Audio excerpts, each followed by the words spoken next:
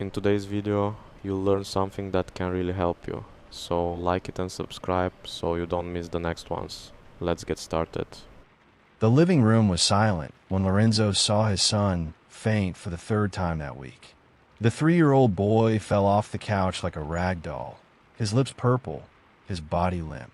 The father felt his heart stop. Gabriel didn't even cry.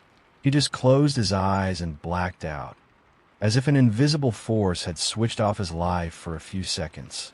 Lorenzo ran and picked his son up in his arms. His hands were shaking so much he could barely hold that fragile little body. Gabriel was breathing, but he seemed so distant, so absent. It was like holding a child who was no longer completely there. On the other side of the room, Celeste watched everything in silence. The 42-year-old black housekeeper stood by the kitchen door with a dish towel in her hands. Her dark eyes followed Lorenzo's every movement, every expression of despair on the face of the man who had paid her salary for 2 years. She saw when he put Gabriel back on the couch. She saw when he checked the boy's breathing. She saw the fear stamped on that powerful face that never showed weakness. But Celeste also saw something else, something Lorenzo didn't notice. She saw Isabella, his fiancée, leaning against the hallway wall, watching the scene with an expression that didn't match the moment. There was no despair in those green eyes. There was no concern. There was only a calculated coldness, almost boredom, like someone watching a movie for the 5th time and already knowing the ending. When Lorenzo raised his eyes, Isabella had already changed her expression. Her face was now pure concern, her hands on her chest, her eyes wide. "My God, Lorenzo!" "Again," she said, running to him. "We need to take him to the hospital now." Lorenzo shook his head, exhausted. "I've already taken him 5 times this month. The doctors say they can't find anything. We did every possible test. MRI, CT scan, full blood work. Nothing. Absolutely nothing." "Then let's go to another country," Isabella insisted, gently touching his shoulder. "I know a clinic in Switzerland. The best specialists in the world. Money isn't a problem for you, love." Lorenzo sighed deeply. She was right. Money wasn't a problem. He had built an empire from scratch. His companies moved millions. He could pay for any treatment, any doctor, any clinic on the planet. But what was the point of all that power if he couldn't save his own son? "I'll call my assistant," he said, picking up his phone. "I want the best doctors available tomorrow morning, no matter the cost." Isabella smiled and kissed his forehead. "You're an incredible father. Gabriel is very lucky." Celeste remained standing in the same place, watching. Her hand squeezed the dish towel so tightly that her knuckles turned white. She wanted to scream. She wanted to shake Lorenzo and make him see what was right in front of his eyes. But who would believe her? An uneducated housemaid against an elegant woman with a degree in business administration who moved in the same social circles as Lorenzo. Gabriel began to stir on the couch. His little eyes opened slowly, confused, frightened. The first thing he did was search for someone with his gaze. It wasn't his father. It wasn't Isabella. It was Celeste. The boy's eyes met hers, and something passed between them. A silent plea, a soundless scream. Celeste felt her throat tighten.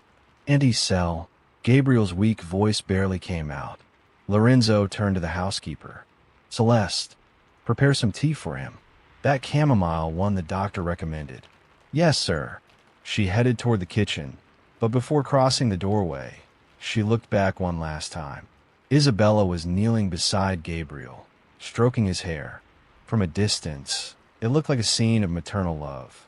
But Celeste saw Isabella's hand squeeze, just a little, the boy's thin arm. She saw Gabriel close his eyes and swallow his tears.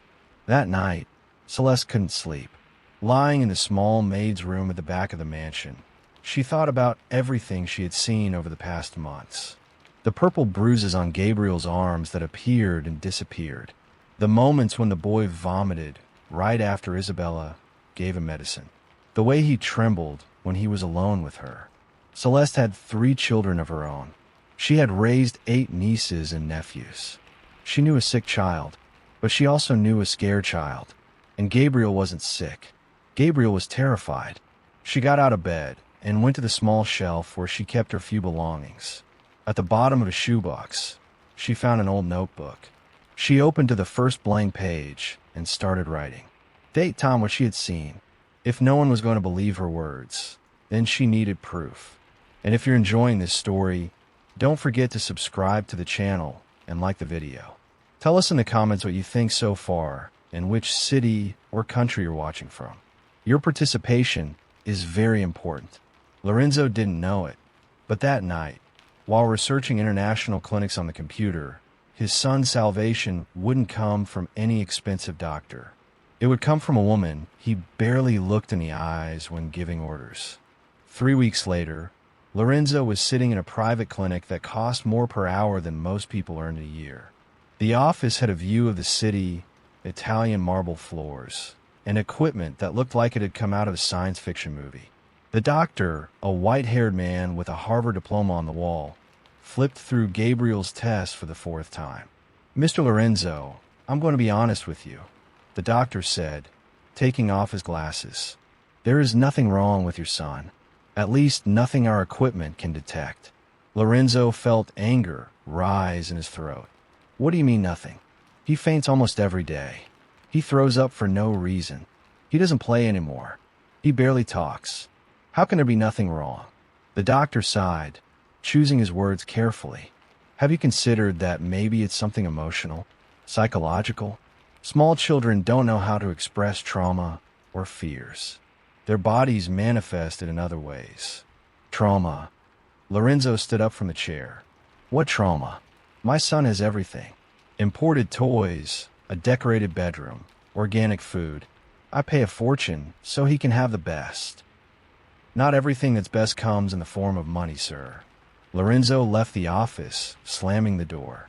Another useless doctor. Another meaningless theory. He wasn't going to accept that his son had psychological problems. Gabriel needed real medicine, not talk. On the way home, he called Isabella. "Love, I scheduled the trip to Germany," she said, with that soft voice that always calmed him. "There's a specialist there who worked with rare cases. It could be the answer."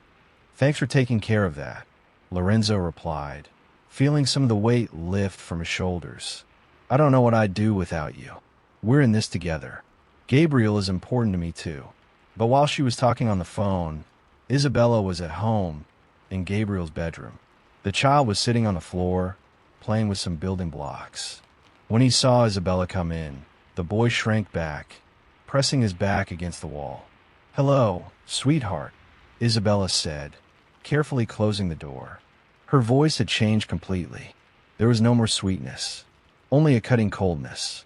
"Your father is spending so much money on you. What a waste." Gabriel didn't answer. He just looked at the floor. "Do you know what will happen if you tell him anything?" Isabella crouched down. "I'll level with the boy. No one will believe you. You're just a sick child, and I'm the woman who takes care of both of you." She opened her purse and took out a small, transparent vial. Gabriel began to tremble. "No." His little voice came out so low it was barely audible. "Sure, it's just your little medicine. It makes you calm." Isabella put 3 drops of the liquid into a glass of juice that was on a nightstand. Gabriel knew what came next. He always got dizzy. He always threw up. He always felt his body heavy and the world spinning. "Drink," she ordered, offering the glass. "I don't want to." "I said drink." Her hand squeezed Gabriel's thin arm, exactly in the same place where there was already a purple mark hidden by the long sleeve. The boy started to cry, but he took the glass with trembling hands and drank. Isabella smiled. "Good boy." She left the room at the exact moment Celeste was coming up the stairs with a basket of clean clothes. The two met in the hallway. "Good afternoon, Celeste," Isabella said, her voice sweet again. "Good afternoon, ma'am." Celeste entered Gabriel's room as soon as Isabella went downstairs. She found the boy still holding the empty glass, tears running down his small face. "Any cell?" he whispered. Celeste dropped the basket and ran to him, picking him up in her arms. "It's okay, my love. Auntie's here." Gabriel threw up in the bathroom sink 10 minutes later. Celeste held his hair, wiped his face, gave him water. When the boy finally managed to lie down on the bed, she saw something that made her blood run cold. In the bathroom trash can, half hidden under toilet paper, was the empty vial Isabella had used. Celeste picked it up carefully and read the label.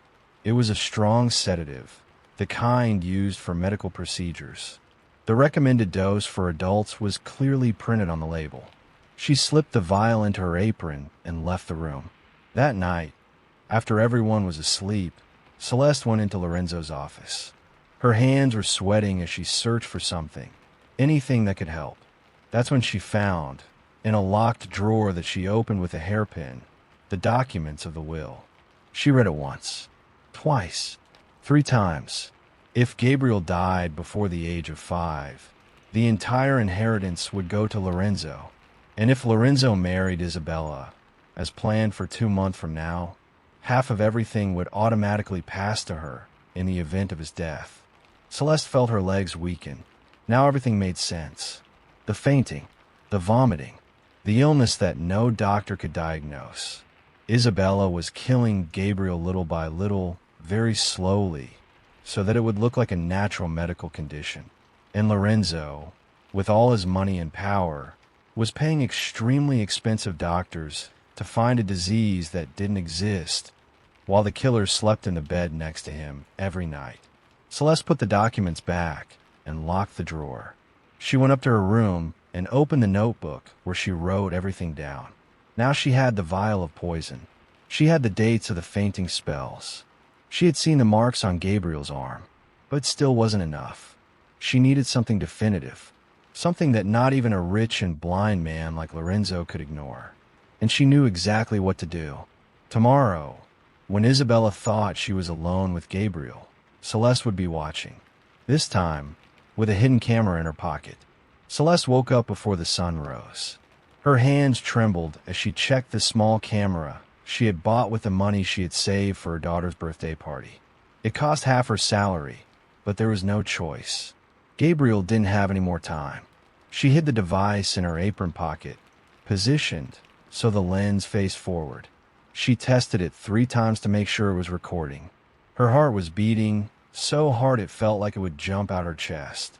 Lorenzo had traveled that morning for a business meeting in another city. He would only return at night.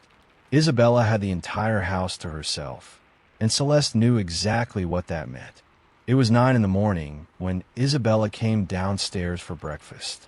She looked impeccable as always, hair perfectly done, light makeup, rehearsed smile. "Good morning, Celeste. Where is Gabriel?" "In his room, ma'am. He hasn't had breakfast yet." "Perfect. I'll take it to him." Celeste prepared the tray with porridge, juice, and fruit. She watched Isabella's every move. She saw when she picked up her purse. She saw when she looked around to make sure they were alone. She saw when she took out the sedative vial and put generous drops into the juice. "Let me take it, ma'am," Celeste offered, stepping forward. "No need. I'll take it myself. You can go wash the dishes." Isabella went upstairs with the tray. Celeste waited 30 seconds and followed behind, silent as a shadow. She stayed outside Gabriel's half-open bedroom door, the camera recording everything. "Good morning, my little problem." Isabella's voice sounded icy. Celeste heard Gabriel sob softly. "Please no. Chill. You know how this works. Drink the juice, stay quiet, and nothing bad happens today. I want my dad." The sound of a slap echoed through the room. Celeste had to bite her lip to keep from screaming. "Your father is busy wasting money on useless doctors," Isabella said, anger in her voice. "Do you know how much he's already spent on you? Almost $2 million. $2 million that should be mine. But don't worry. Soon you'll stop being a burden to everyone." Gabriel was crying now, without hiding it. "You're mean, and you're an obstacle. Now drink this before I lose my patience." Through the crack in the door, Celeste saw Isabella force the glass to Gabriel's lips. The boy tried to turn his face away, but she held him tightly, pouring the liquid into his mouth until he swallowed. "There. Was that so hard?" Isabella wiped the boy's mouth roughly and left the room. She walked right past Celeste in the hallway without noticing she was there, hidden behind a column. Celeste waited for Isabella to go downstairs and ran into the room.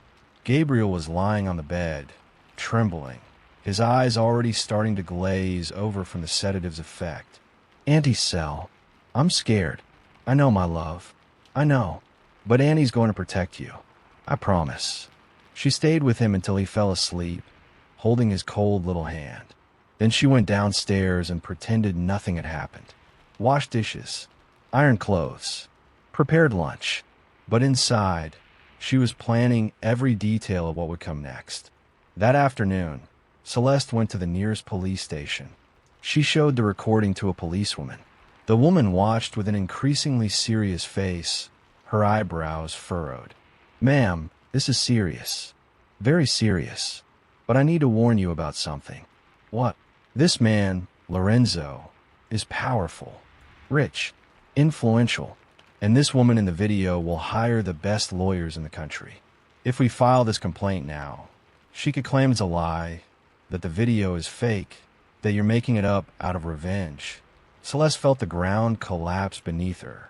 "So you're not going to do anything?" "I didn't say that. I said we need more. Much more. Witnesses. Independent medical reports proving poisoning. We need to catch this woman red-handed in a way she can't deny." "How?" The policewoman thought for a moment. "You said the father doesn't know anything." "Nothing. He thinks his son is sick. Then maybe it's time for him to find out. But not through you. Through his own eyes." That's how the plan was born. Celeste went back home with a clear mission. Over the next few weeks, she would keep documenting everything. Every bruise on Gabriel. Every time Isabella hurt him. Every drop of poison. And when she had absolutely irrefutable proof, she would set up a situation where Lorenzo would see everything with his own eyes. But time was running out. Gabriel was getting weaker. The fainting spells were more frequent. His small body wouldn't endure much longer. Celeste needed to act fast. That night, she sent an anonymous message to Lorenzo. "If you really love your son, cancel the trip to Germany. The answer you're looking for is inside your own home. Watch who stays alone with Gabriel. Watch what happens when you're not looking." Lorenzo read the message 3 times. He found it strange. He almost deleted it, but something in those words stirred him. The next day, he canceled the trip, and he told Isabella he needed to go out, but would come back unexpectedly in the middle of the afternoon. Celeste smiled when she heard. The trap was ready. Now it was only a matter of time until the truth exploded right in front of everyone. Lorenzo parked the car 2 blocks from home. It was 3 in the afternoon. Isabella thought he was in a meeting until 7. He walked slowly toward the mansion, his heart racing for a reason he couldn't explain. That anonymous message wouldn't leave his mind. He entered through the back door, silent. The house was too quiet. He went up the stairs without making a sound, each step feeling like an eternity. That's when he heard it. "Shut up." I said shut up. Isabella's voice. But it wasn't the sweet voice he knew. It was something cruel, angry, unrecognizable. Lorenzo ran down the hallway and stopped at Gabriel's bedroom door. What he saw made his world collapse. Isabella was holding Gabriel by the arm, shaking the boy violently.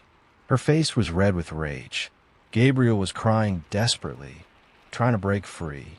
"You're going to drink this right now," she screamed, holding a glass full of liquid. "I'm tired of you. Tired." "Isabella." Lorenzo's voice echoed like thunder. Isabella let go of Gabriel so fast that the boy fell to the floor. She turned around, her face completely pale. "Lorenzo, you don't understand." "What don't I understand?" He stepped into the room, his fists clenched. "What the hell is going on here?" Gabriel ran and clung to his father's legs, sobbing. Lorenzo picked his son up and saw something that made his blood run cold. Purple marks on the boy's arm, old and new bruises, small wounds hidden by his clothes. Who did this to him? Isabella took a deep breath, trying to regain her composure. It was accidental. He fell. You know he faints, gets dizzy. Liar. Celeste appeared at the bedroom door. If you want to see more content like this, the best way to ensure that is by subscribing and leaving a like. That way, YouTube understands that you are part of our community. Take advantage and leave a shout out with the name of your city below. In her hand was a phone showing a video. Mr. Lorenzo, you need to see this. Lorenzo gently put Gabriel down and took the phone. He pressed play. 5 seconds later, his eyes filled with tears. In the video, Isabella put drops into a glass of juice, forced Gabriel to drink, slapped his face, said horrible things. You're an obstacle. Soon you'll stop being a burden to everyone. Lorenzo watched the entire video. Then he watched it again. And again. His hand was shaking so much he almost dropped the phone. How long? His voice came out broken. How long have you been doing this to my son? Isabella didn't answer. She just stared at Celeste with pure hatred. That maid is lying. She edited that video. She wants to hurt me. You don't have to believe only the video, sir, Celeste said, pulling a vial out of her pocket. This is the poison she uses. A controlled sedative. I found it hidden in her purse. And I have 6 months of notes. Dates, times, Gabriel's symptoms. Everything matches. Lorenzo looked at Isabella, as if seeing her for the first time. What? Isabella laughed, a bitter and desperate sound. Because you're pathetic, Lorenzo. You spent $2 million on doctors when all you had to do was open your eyes. But no, you'd rather trust strangers than pay attention to what happens in your own house. That doesn't answer my question. Why did you hurt my son? Because he was in the way. You were going to marry me in 2 months. 2 months, and I will have access to half of everything. But as long as that brat was alive, it would always be him first. Always him. The silence that followed was deafening. Lorenzo couldn't process what he was hearing. The woman he was going to marry, the woman who slept beside him, had tried to kill his 3-year-old son for money. He picked up the phone and called the police. You're going to regret this, Isabella hissed, trying to leave the room. Lorenzo blocked the door. The only thing I'm going to regret is not listening to the only person in this house who really cared about my son. He looked at Celeste, the maid he barely greeted, the woman he ignored, the person who saved Gabriel while he was too busy being rich and important. Thank you, he said, his voice choked. Thank you for being better than me. Celeste just shook her head, tears running down her face. The police arrived 15 minutes later. Isabella was arrested right there, handcuffed, screaming that it was all a lie while she was taken to the squad car. The neighbors came out to watch the scandal. The perfect woman, the elegant fiancée, being dragged away like a common criminal. Forensics analyzed the vial. They confirmed it was a heavy sedative. They analyzed Gabriel's blood. They found traces of the substance. They analyzed the house's security videos that Lorenzo didn't even know Celeste had copied. Everything matched. Every piece of evidence pointed to the same horrible truth.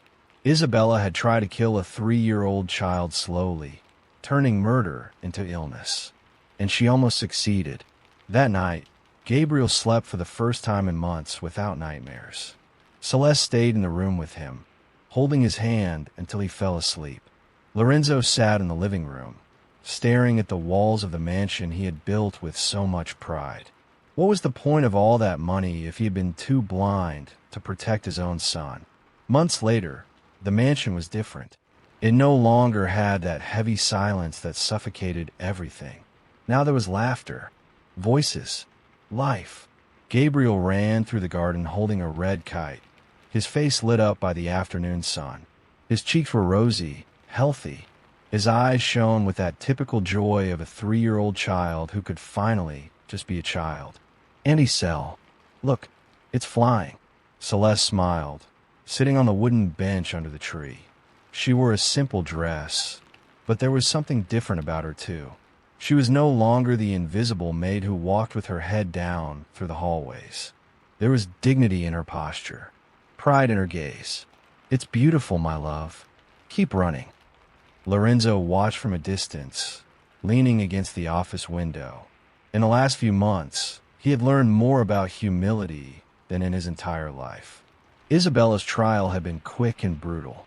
20 years in prison for attempted homicide, child abuse, and poisoning. The newspaper headlines have been cruel, but deserved. Millionaire businessman almost loses son to opportunistic fiancé. Maid saved child while father spent fortunes on doctors. Every word hurt, but it was the truth. Lorenzo went downstairs and walked into the garden. Gabriel dropped the kite and ran to him. "Dad, did you see? The kite is flying really high." Lorenzo picked his son up, feeling the healthy weight of that little body that months ago had been wasting away. "I did, champ. You're getting really good at this." Gabriel hugged his father's neck and then looked at Celeste. "Anicel is going to live here forever, right, Dad?" Lorenzo met the eyes of the woman who had saved his son. They had talked a lot in the past few weeks. Difficult, honest, necessary conversations. "Celeste will live here for as long as she wants," Lorenzo said. "But now she's not a maid anymore. She's family." Celeste felt her eyes burn. She had raised 3 children alone, had worked in 12 different houses, had been humiliated and ignored more times than she could count.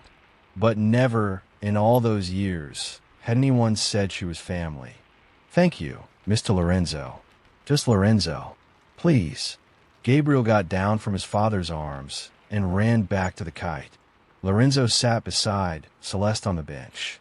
"My lawyers finalized the papers," he said, pulling an envelope from his pocket. 50% of all my companies are now in an investment fund in Gabriel's name, and you're the legal guardian until he turns 18. Celeste looked at him, confused. "I don't understand." "It means you're going to manage half of my fortune. You'll decide investments, approve expenses, make sure Gabriel has the future he deserves, and you'll receive 20% of the annual profits as compensation." "Lorenzo, I can't." "Yes, you can, and you will, because you were the only person who cared about my son when caring wasn't profitable. The only one who risked everything without expecting anything in return." He paused, his voice breaking. "I spent $2 million on doctors. $2 million. And the answer was here the whole time. And the only person I never listened to." Celeste placed her hand over his.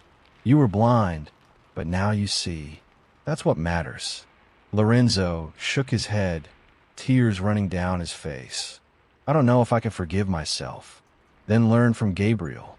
Children don't hold grudges. Children just want love and presence. Be the father he needs now. That's more important than all the money in the world. That night, Lorenzo put Gabriel to bed for the first time in months. He read a story, sang a song, waited until his son fell asleep holding his hand. When he left the room, he found Celeste in the hallway. "Thank you," he said, "for everything. You don't need to thank me. I did what any decent person would do. But not everyone is decent.